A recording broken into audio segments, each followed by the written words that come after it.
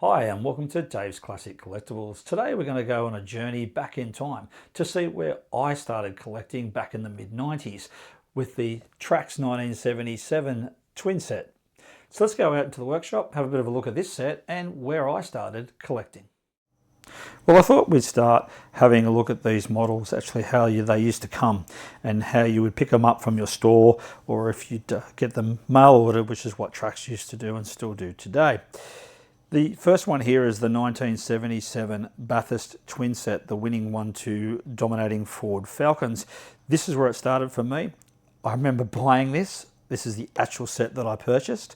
I bought this back in either 94 or 95, and it was the Sydney Motor Show where I bought this car from, and this set, and this is where it actually started for me. And Alan Moffat was huge for me back growing up as a child, and just remembering that big dominating 1-2 Ford finish. And school rules, you know, if your dad drove a Ford back then, you followed a Ford, and if your dad drove a Holden, you're a Holden man. And same thing, if they had a Valiant, you'd be chasing the Chargers or somewhat. So I was brought up definitely in a Ford household. So back then I was very, very passionate to my Fords. I then followed suit with XY and XW GTs, which are here today. These two actually aren't the original models that I actually bought, these two here, but this set actually is. I did keep it, and you know, all these years later, nearly 30 years later, I can still remember purchasing it. I still remember unboxing these when I got these home, the 1-2 set, put them on my entertainment unit back then, back in the day, and yeah, amazingly, they're still in great condition considering what they probably did persevere with back then, because they weren't in a dustproof cabinet and stuff. They were there sitting on display because it was important to me. It was what I liked, and it's what started.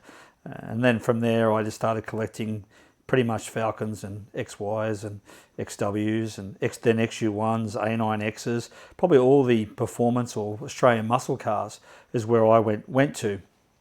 And then buying every Trax model that I sort of liked at the time. Back in the 90s in 143, they really were probably the most common size that people would buy, and definitely dominated the market for a very, very long time. The 118s really started becoming popular in the mid-90s, probably a little bit later than when I started buying these, and I remember them coming out as well, and they were about $150, $160, and they started with Alan Moffat cars, basically the two Falcons, the XY, the XW, and then also the two Bathurst Victory cars, the 1970 and 1971 Bathurst winner. Back then I didn't want to go to 118. I thought, oh, why would I do that? They were so much larger, bigger boxes, etc. So I just didn't really want to go down that platform. But from there, I did get the bug, probably from the early 2000s. I started collecting 143 Bathurst winners, which I nearly completed an entire set on. I was only 2 or 3 cars short when I sold that collection around about 1998, 1999, somewhere there. I decided to sell all my 143 Bathurst winners, and I did. Obviously, apart from this Trax set, which I still have today because it's very sentimental to me, because it's where my collection started. Even though obviously the Bianchi models, the Auto Art 143s are just so much better in scale and everything, it's still where I started, so that's why it's sentimental to me. From that collection, from there, I went into 118 Bathurst winners. I started, basically, I still had the 143s, and I started just with the Alan Moffat and Peter Brock cars. I then decided, well, with Moffat starting in 1970, I went, you know what, and Peter finishing in 1987, I thought, hey, why don't I just go from 1970 to 1990? And that's where I started, and I concentrated on that. And then I end up having a full set of 118 Bathurst winners. Before we go today, I just thought I'd show you quickly where Trax actually started and where it is today, just to give you a bit of an idea how much difference the quality of the models are from then to now. So the metallic blue one here was released back in 1987. And this one here was released a couple of years ago in the silver mink, which is actually a HK Premier, but it's the closest that I could give to show you that they're both HKs. And you can see the detail just here. The difference is just amazing how much better the models actually are now. Yes, they've gone up in price, but so is everything.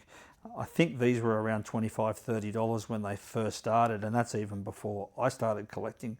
So most of them were around the $30, $35 mark when I started collecting for a single car, where these ones now are up around $150, $160, but everything's gone up since 1987 as well as what it has to today. So it's a long time. We're talking 40 years nearly. But the quality of the car is amazing. Look at the detail from the mirrors, more chrome, the wheels, it's got the red wheels on it. The interior's done better. The paint is by far way better. You see some of these, this one looks pretty good, this actual model, but a lot of them have the rash in them. A lot of the early tracks have got rash in the paint, so they're starting to look really aged as they are, because they're very old. But the build quality is quite amazing today to where they started from, and these weren't screwed in back in those days, nor were the XCs that I showed you earlier, the 1-2 set. It wasn't until after that, when they started going into the grey boxes, where they actually then started screwing the cars in. And this one, instead of just being screws, is actually done with the wing nuts or butterfly clips, so it's a lot easier to undo your car and then start displaying them if you choose to not display them in the clear case that they come in today. Thanks for watching Dave's Classic Collectibles. I hope you enjoyed a look at where I started collecting back in the mid-90s. If you're a new collector, hopefully it's given you some sort of inspiration of where it can start and where your collection could go to. If you're a seasoned collector, please leave a comment down below and tell us where your collection started and where you're at now. If you enjoyed today's episode, please give us a thumbs up. If you really enjoyed today's episode, subscribe to the channel and have a look at some of our previous content. Until next time, happy collecting.